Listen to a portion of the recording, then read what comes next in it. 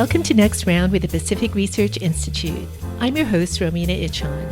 In this podcast, our guest is Lance Izumi, Senior Director of PRI's Center for Education. Charter schools have had it tough in California for many years because of teacher union opposition to their existence. Unfortunately, it's about to get even tougher. Assembly Bill 1505 may erect even higher hurdles for charter school expansion. Tim and I, PRI's Director of Communications, and I chat with Lance about the details of this bill, how it evolved, and whether this so-called compromise will help or hurt California students, especially in poor and minority school districts. Thanks for joining us. Welcome back to PRI's Next Round podcast, Lance. Thank you very much, Ro and Tim. I'm glad to be on the show again. We're glad to have you back to discuss some breaking news here in the education policy world. Assembly Bill 1505 is perhaps the most controversial education legislation in recent memory. In its original form, this legislation represented a grave threat to current charter schools and for charter school expansion in the state. Now there's news of a supposed deal between charter school advocates, Governor Newsom, and the teacher unions. Bring our listeners up to date. What is this so-called deal? Is it really a good compromise? And what's the impact on efforts to provide more school options to California students, especially those living in poor and minority communities? What this deal does is to actually change current California law. Under current California law regarding the starting of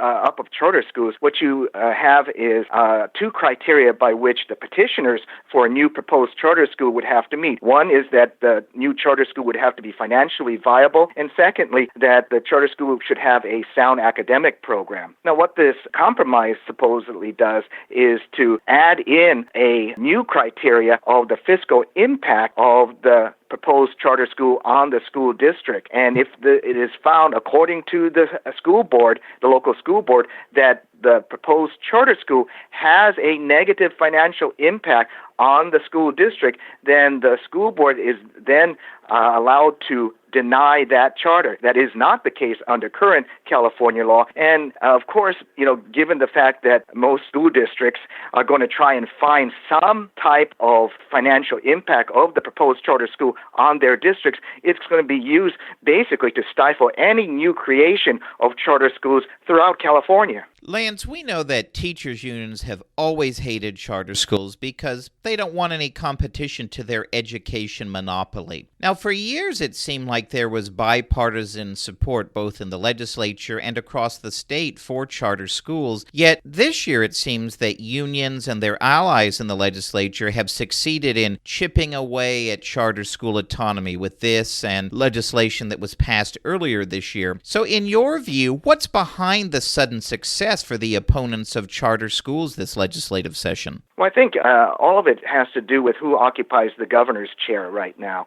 For the past 8 years, you had Governor Jerry Brown, who was very pro-charter school.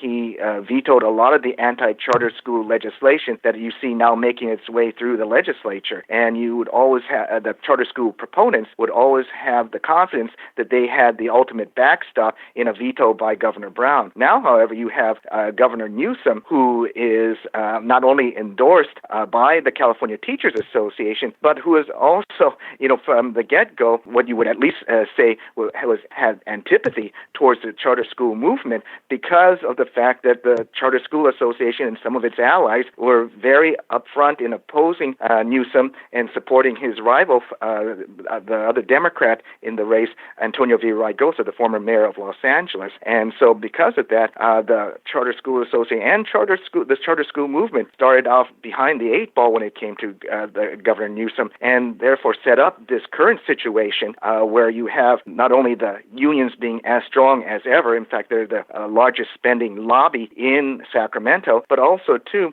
you have the governor now being at least lukewarm to opposing the charter school movement. Lance, so one of the issues that's been frequently cited by charter school opponents in pushing this legislation is a supposed negative impact that charter schools have on funding for regular public schools. Now, we've heard this argument forever. Finally, once and for all, could you debunk this myth? Are charter schools hurting other public schools financially? What have you found in your research? Well, the answer is absolutely not, Ro. So if you look at the research that has been done on the impact of charter schools here in California on the financial situation of school districts, what you find is that they really have no impact in terms of causing any kind of fiscal distress on those districts. One of the major common complaints by school districts is that whenever charter schools are started, they have this negative financial impact. And yet, when you look at the school districts around the state who are have a financial problem, those that have certificates of financial distress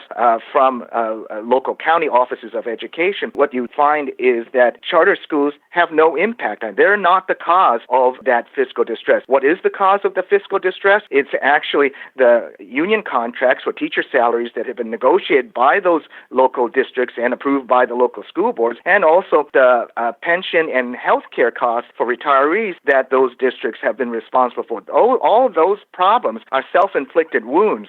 So using the charter schools as a scapegoat against to say that they're the reasons why these districts are in financial distress is factually wrong, and also diverts attention from the real cause of the problem, which is these actions by the school district and the board to approve things that they cannot afford. Lance, another provision of this legislation are new requirements for charter school teachers to have state credentialing. What are your thoughts on this provision in the legislation? Wouldn't this potentially have a negative impact on people who are leaders in their field and who decide they want to give back and inspire future generations by becoming a charter school teacher? Yes, Tim. Well, in the so-called compromise, what the plan is supposed to do is to say that those teachers who are in non-core subjects such as art and music, they currently don't have to have a regular teaching credential. Those teachers who are in core subjects such as math and English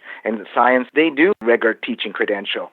So the change really applies to these non-core teachers. No, one of the things I've seen in my previous research is that having a teaching credential by itself really has no impact or effect on the student achievement of the kids who those teachers are teaching. And it doesn't make much sense to then impose having a teaching credential that really has no educational impact in the classroom on these charter school teachers and force them to eat the added expense of getting these credentials when they're not going to really do any good for the kids in the classroom. Another very contentious issue in the debate over charter schools this year is the appeal process. Often it's difficult to get charters approved by local school boards that are dominated by opponents of charter schools. How do you assess the new appeals provisions in this legislation, and how do you think it would impact the future expansion of charter schools? Well, if you look, Ro, at the current appeals process under current law, what you find is that if a charter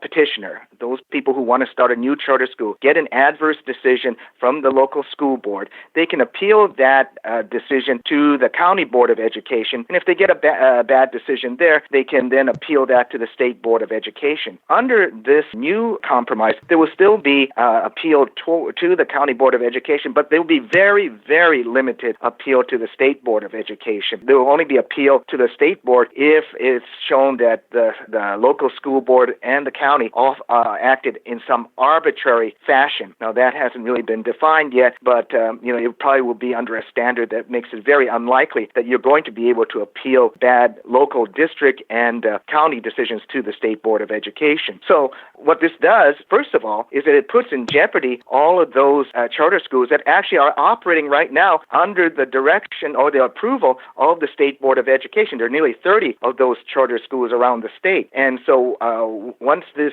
so-called compromise is passed, if it is passed, then those nearly 30 charter schools are then going to fall under the authorizing authority of the local school districts, those districts or boards that voted not to approve them in the first place. So their existence is going to be in great jeopardy. Secondly, when you think about the fact that these county boards of education are still going to have the ability to hear appeals from local charter school petitioners, now that's a good thing. On the other hand, you have to think about what are the grounds for the appeal. Currently, as I mentioned, you can appeal, based upon just basically two criteria: that the charter school is financially viable and also whether it has a sound academic program. Now, however, because the school districts and the school boards can say that the a charter school has some financial negative impact on the school district budget, that's going to therefore be another added issue for county boards of education to then deal with. I think it's probably going to be unlikely that a lot of county boards are going to overturn local school board decisions that against charter schools, citing that fiscal impact criteria. And so what this will do is that it will basically shut off the creation of these new charter schools in many of these districts that are fiscally floundering right now, but which are also the same districts that really, where the kids really need that alternative education, because those district schools are often the ones that are the poorest performing. And Governor Newsom's office, in fact, basically said as much in a statement that you will probably not see new charter schools open in these fiscally distressed school districts.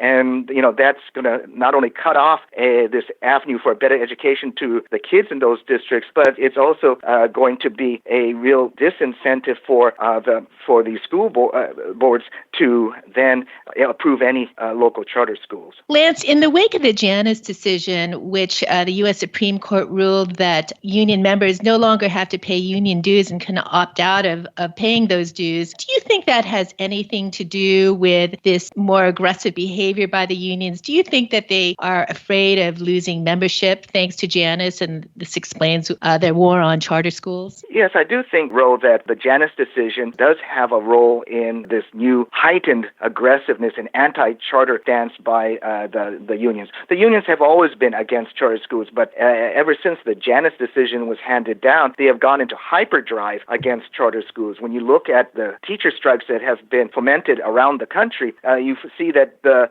reasons given for the strike are not just wages and benefits, which are usually the reasons that teachers and other people go on strike, but what they also want to do, and sometimes primarily, is to stop the expansion or even creation of charter schools. And so why is that? And I think it goes back to this issue about stifling the competition. The unions know that charter schools are mainly non-union, and that with the Janice decision, there's a great possibility that if charter schools expand greatly, they'll see more teachers gravitating to the charter sector, that the charter schools, because they offer a lot of things because of their non-union status that unionized teachers can't access, like, for example, differential pay scales, for example, because of performance, that the unions worry about losing members, and if they lose members, that means they lose money. And so I think in order to nip things in the bud, they have gone to war against charter schools in a hugely heightened fashion, and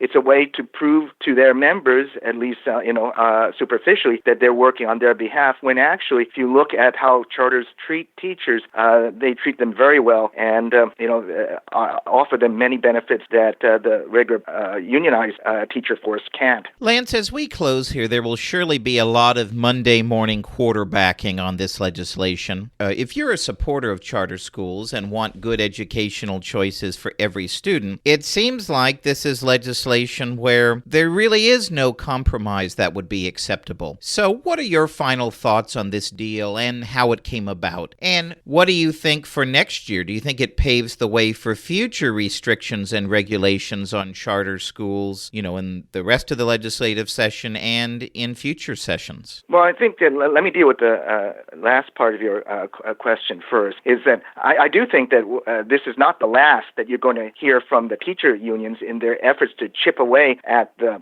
not just the growth, but a simple existence of charter schools around the state. I think that what you're going to see is a continued effort by the teachers unions to try and eliminate their competition. And that's what they see charter schools as, the competition for the students that they want to trap in the current system. I mean, you hear the teachers unions and their legislative allies talking about the need to return local control to charter school authorizing, which basically means that only the local school district and the school board can approve these charter schools. Well, the problem with that is that under that definition, local control basically means monopoly control, because the local school boards oversee a system of local public education that basically educates most of the kids, 90% and upwards of the kids in California. And so giving them the sole authority to authorize or not authorize their competition is basically giving monopoly power to the local school boards and to eliminate their competition. And so just based on that, to me, plus the fact that they get to have this new tool of fiscal impact on their local